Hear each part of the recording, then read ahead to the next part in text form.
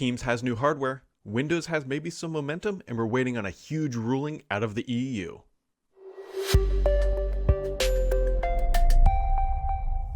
But before we get to that major bit of news, we've got a little bit of sponsorship to read because today's podcast is sponsored by Security Unlocked, a podcast from Microsoft focusing on artificial intelligence, machine learning, and security. Check out the links in the description of this podcast because you know you want to. So here we go. I'm going to have to adjust this on the fly because things get a little dicey with the white balance around here. So, talking about one man banding it. Anyways.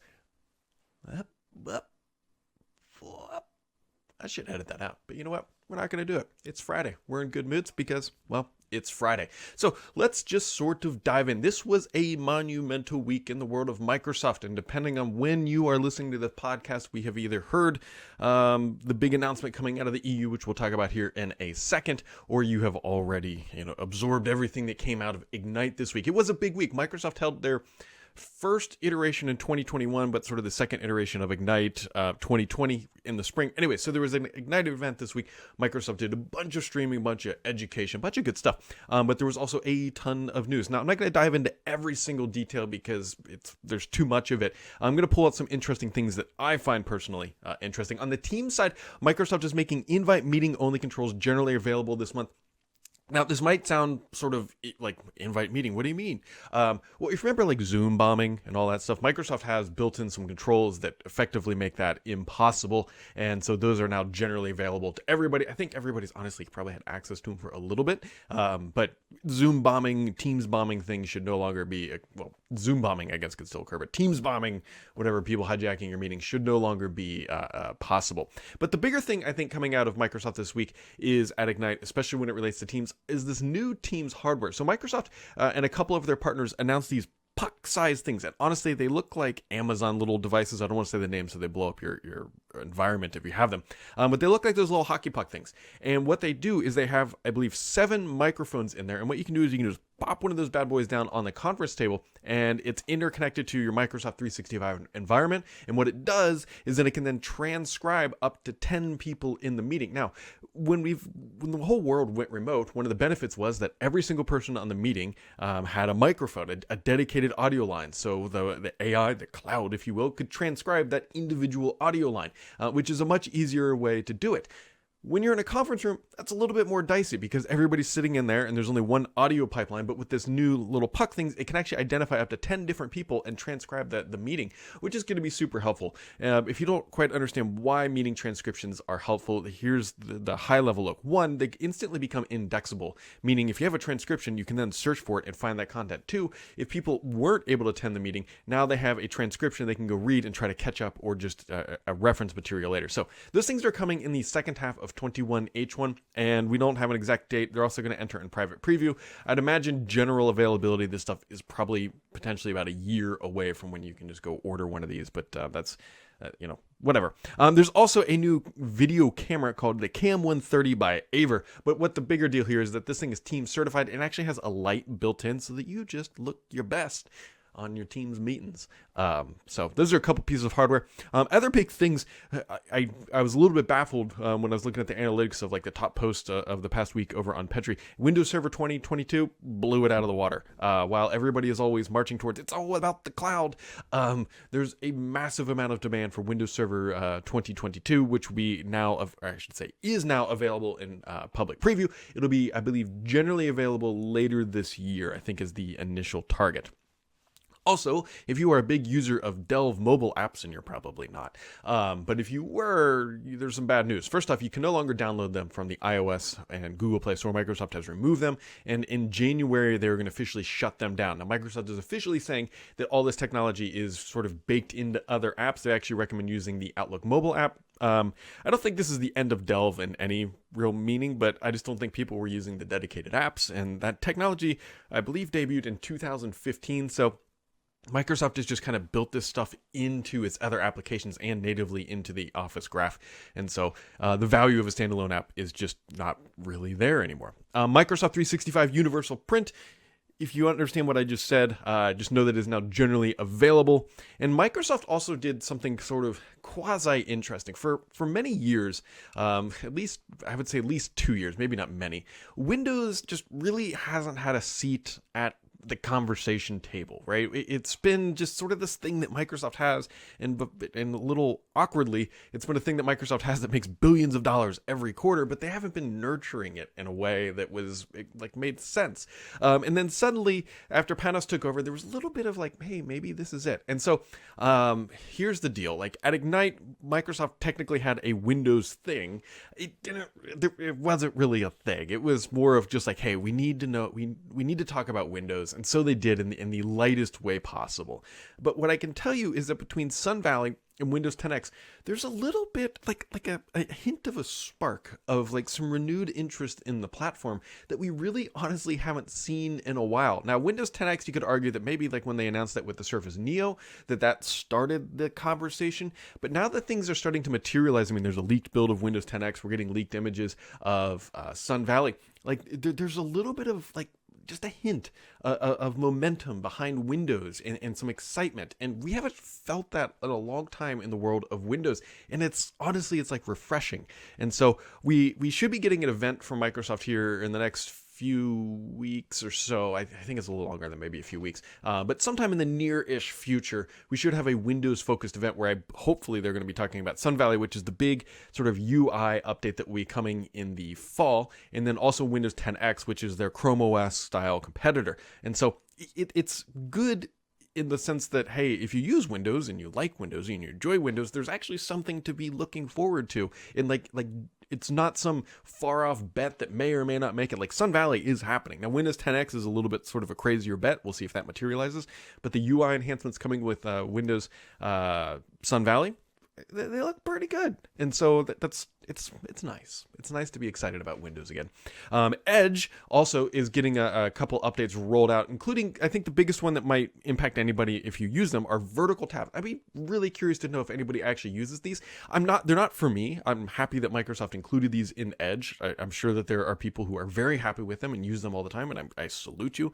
I'm still I'm a classic user. I have my start or my taskbar at the bottom and my tabs at the top, and that's just the way I like to roll. But if you like the vertical tabs, they should be now available on the stable channel or the release build of everything that is shipping out now. But before we jump over to the rest of the news, my friends over at Microsoft, Nick and Natalia, have a podcast called Security Unlocked, and you should take a look because they take a closer look at the latest innovations in threat intelligence, security research, which has special focus on demystifying artificial intelligence. And they have a new episode out talking about digital crimes and how they investigate it. And they actually even talk about their digital crimes unit that they have up in Microsoft. I've actually did a tour of this place. It's pretty darn cool, and it's like exactly what you would imagine from like a CSI sort of like lab layout. It's a really cool place. And so in this latest podcast, they talk about it. You should go listen to it because it's digital crime stuff. This stuff is like extremely relevant. And if you're thinking about entering into this industry or just curious about it at all, this is something you should definitely be adding to your listen list. I'll have links in the podcast description, which could be down below the video if you're on YouTube or in the podcast app that you are using. And, give them a listen or maybe a subscribe. I think a subscribe would probably be better because you want to listen to all that stuff.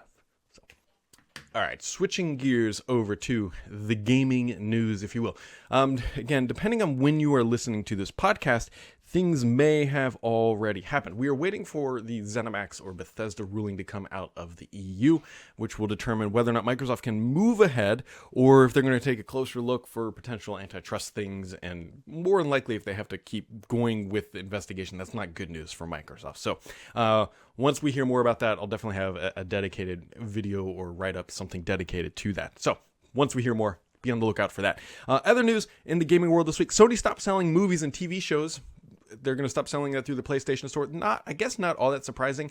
There's probably a lot of licensing involved, and obviously Sony has their own movies and stuff, and I think the licensing is probably just a headache. Microsoft has sort of slowly backed away from this as well. If you remember, dedicated apps on the PC have sort of just melted away over the years, and so wouldn't surprise me if Microsoft eventually ever did stop doing that on the Xbox, but again, it's all about negotiating all that stuff and how much effort they want to put into it.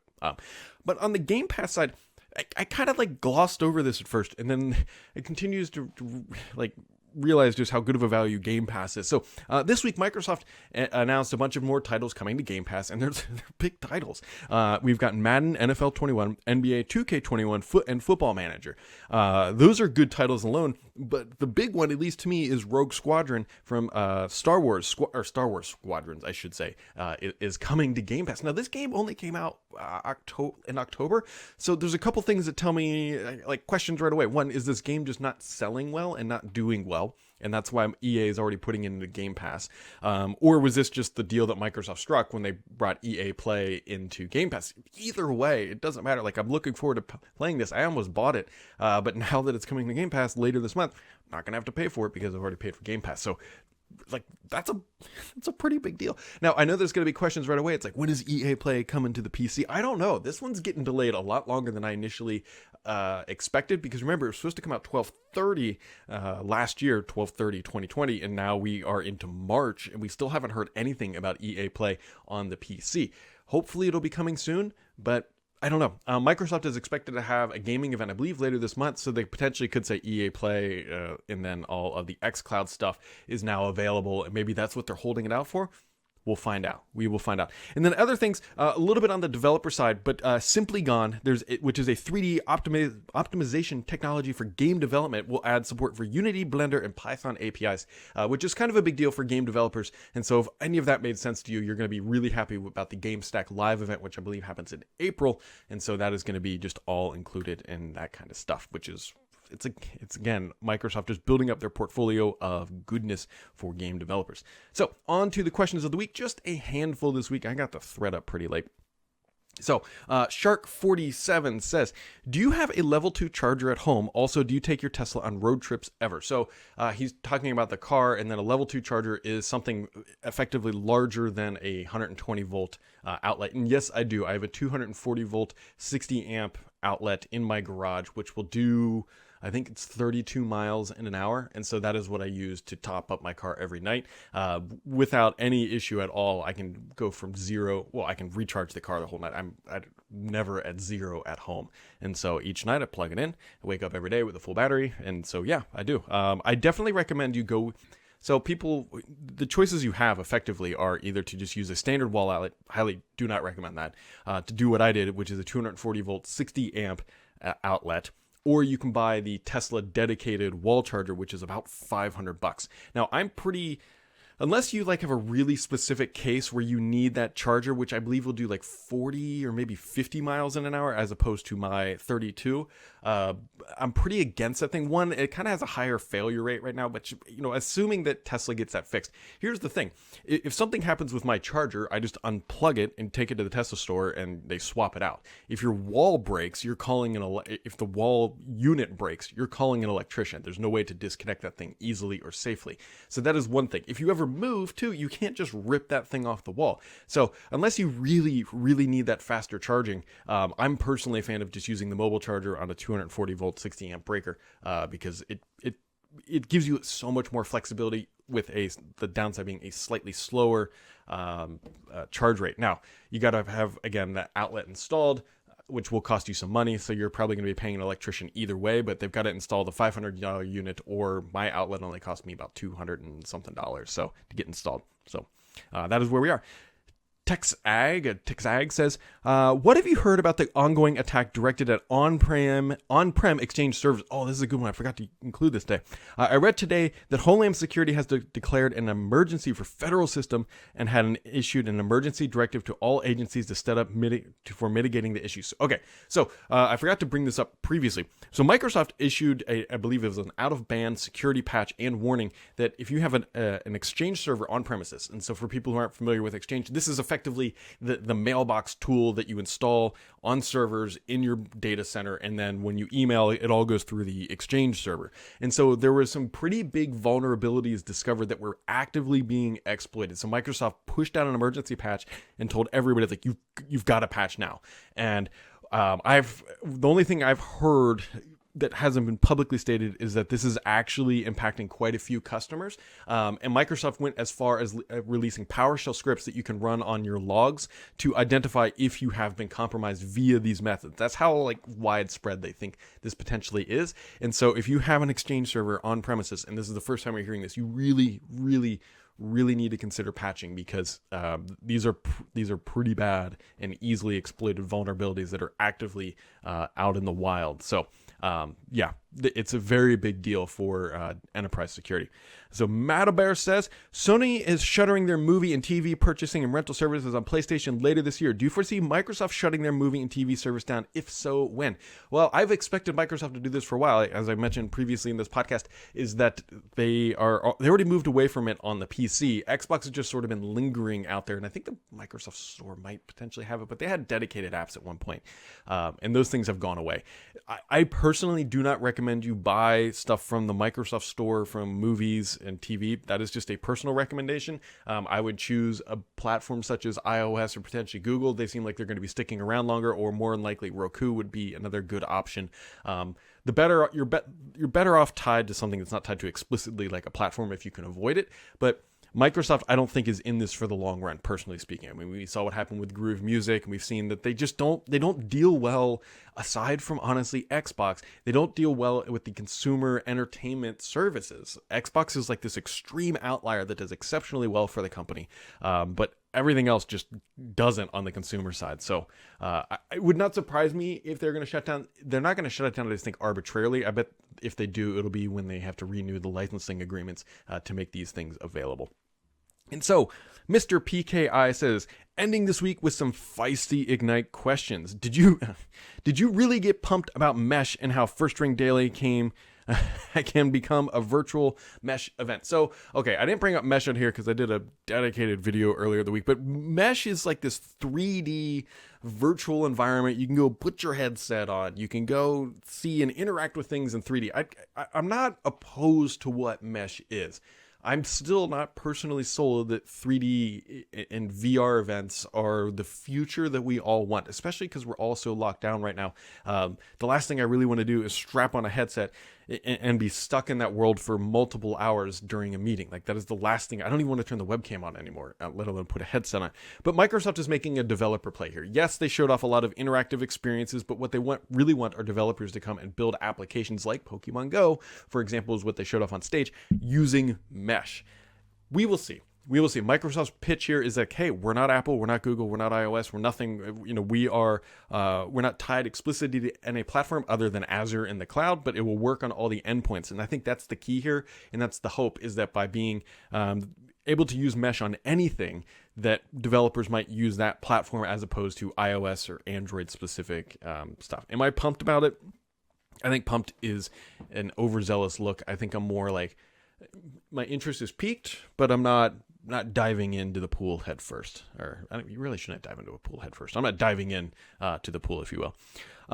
Did you notice many of the Ask the Expert sessions were based on canned questions and not the open Q&A that deviated from their planned messaging? Of course, that is always how this stuff shakes out. When you have a Q&A on stage, there's going to be canned questions, and they might take a couple baited ones, but they're not going to take anything that is either not potentially answerable, meaning it's too technical, or it's going to make them look bad on a stage in front of hundreds, if not thousands of people watching. So every time you watch those Ask Experts, and it's not just Microsoft, it's any tech conference, it's always like, well, can you tell me how your software is going to change the world? And then they answer that question like, well, can you tell me how I can get started? Like, these aren't the questions that are coming in from the audience.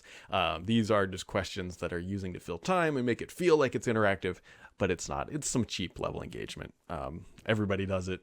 Microsoft's not immune. And so here we are. So anyways, guys, that kind of wraps it up for this week. Sort of a compressed week of Monday or Tuesday and Wednesday of all this Ignite content coming out. We sit here waiting for Bethesda and ZeniMax and all those big announcements. So as we wait to see what comes out of that event, we'll have more. But as always, guys, I want to give a big shout out to my friends. Let's see if we can't do this without editing. I want to give a big shout out to my friends. It should be right there. There we go, to Security Unlocked, because today's podcast was brought to you by Security Unlocked. You can find links in the description of this podcast or go to securityunlockedpodcast.com.